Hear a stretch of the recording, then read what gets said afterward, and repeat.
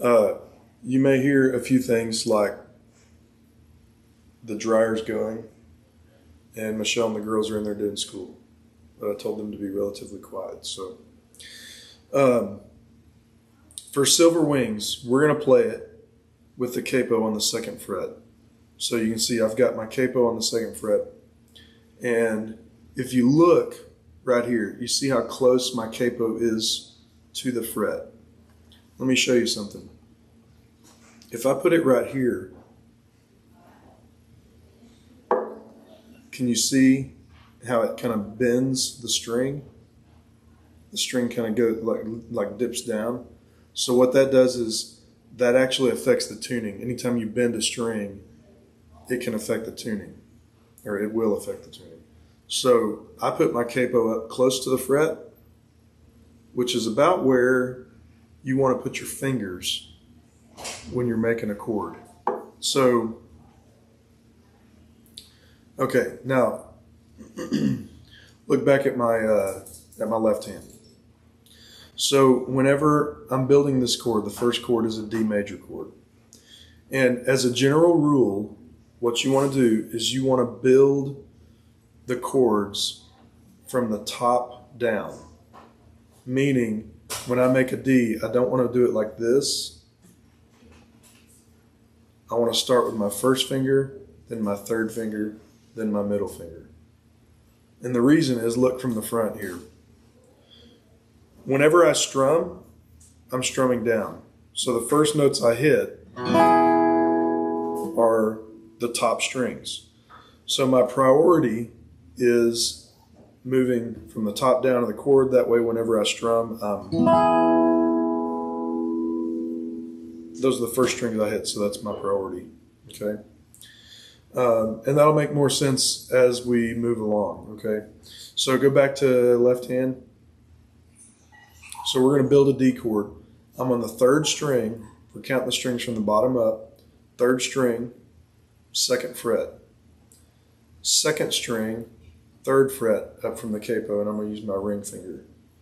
And then my 1st string, I'm gonna use my middle finger on the 2nd string, 2nd fret. 1st string, 2nd fret. Now, on a D chord, I'm going to strum the bottom 4 strings. So look from the front. I'm going to skip the top 2 and strum the bottom 4. Switch to this right hand camera. So I'm going to skip these 2 and strum the bottom 4. Okay? All right, 2nd chord, back to my left hand. This is an E minor chord, and it uses all 6 strings. So I'm going to start on the 5th string, 2nd fret. And you think, why am I back here? Watch, you're supposed to be up close to the fret. Well, I've got to put my middle finger on the 4th string, and it's really hard for me to get both my fingers in position like this. So I have to stagger them. So I'm on the 5th string, 2nd fret, 4th string, 2nd fret. So my open strings are 6, 3, 2, and 1.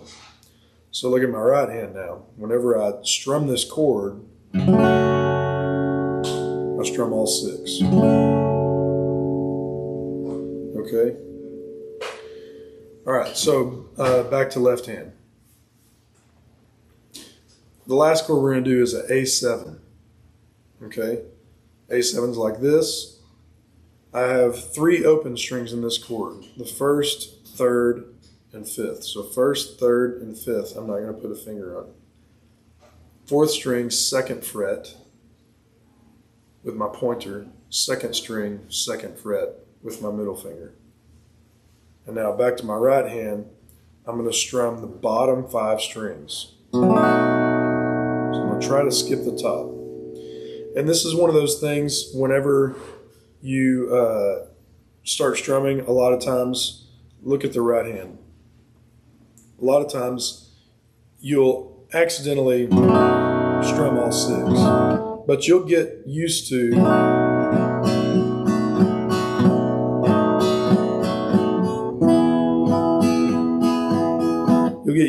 strumming just the strings that you're supposed to. Okay, so now let's talk about strumming. Your strumming hand is, think of like an old-fashioned metronome, how they move like this and they're just keeping time.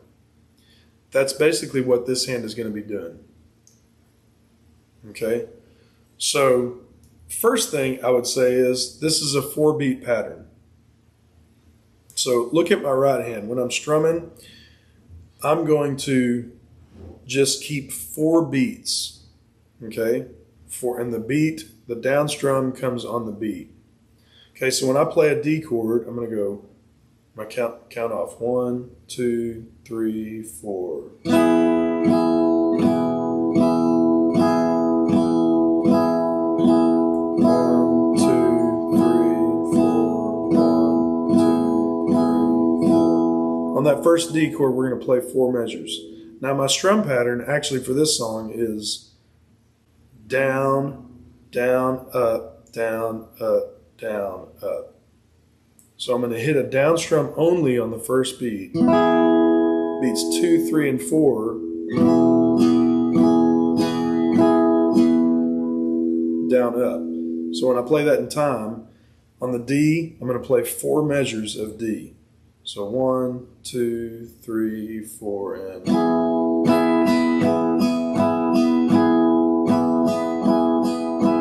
3, and 4, and 4, 2, and 3,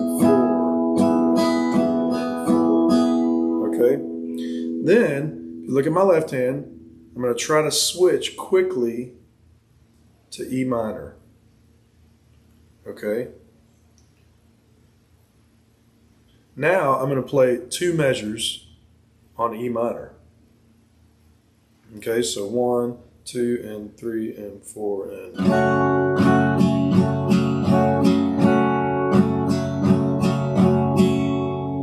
Okay, next I switch to A7.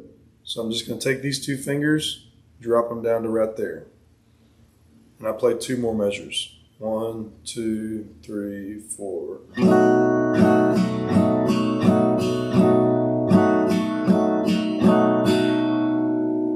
Okay, so now I'm going to play that full progression from start to finish. 4 measures of D, 2 measures of E minor, 2 measures of A7. Okay, and if you'll just swap back and forth between those 2 cameras so we can see what's going on both times. So here we go, ready?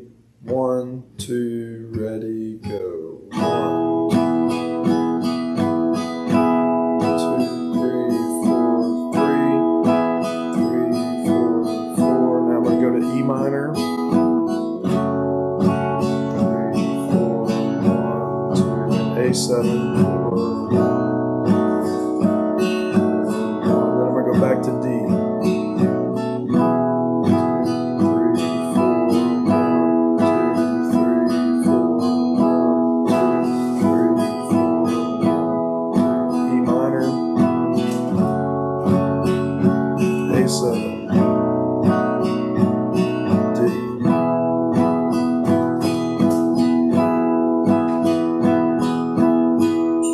Okay, and that's the chorus to the song. Okay, so I'm going to play it again, and I'm going to attempt to sing the chorus. So here we go. 1, 2, silver wings, shining in the sunlight, rolling engines, headed somewhere.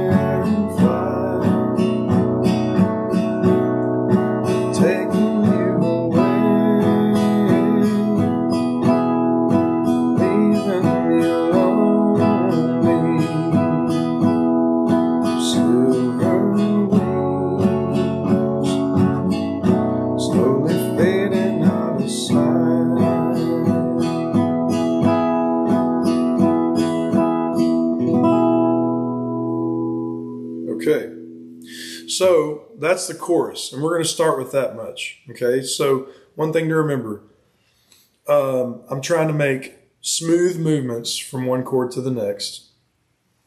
This hand, when I'm strumming, it never stops moving.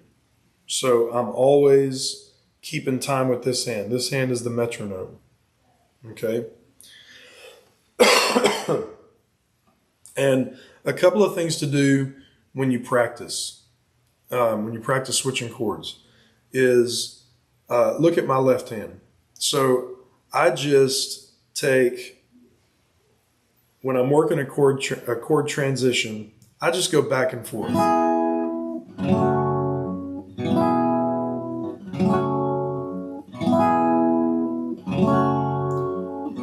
Because I got to build in that muscle memory to get my fingers moving. And then I'll do E minor and A7. I'll do it until I can comfortably switch from one chord to the next.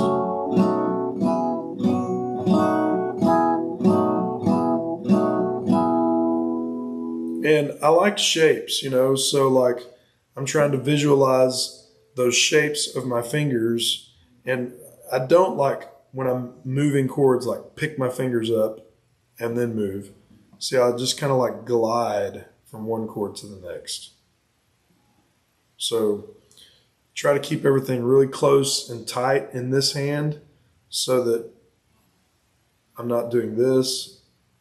I'm just going from like D, scooch over to E minor, scooch over to A7, and then there with D, okay?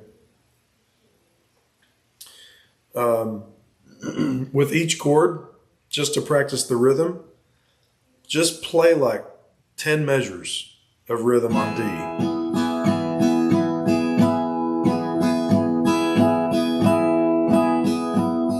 And that helps you practice just the rhythm and what strings you're supposed to strum on each chord.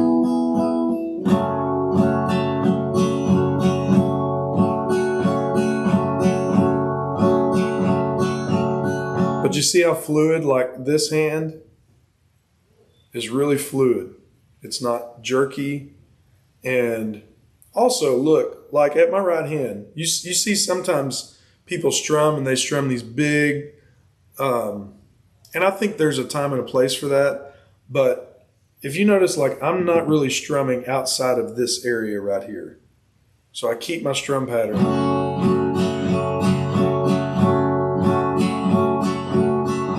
tight.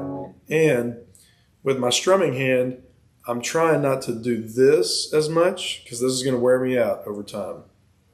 It's more like wrist. So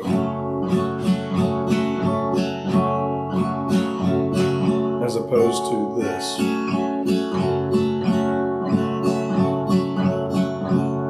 So 3 goals.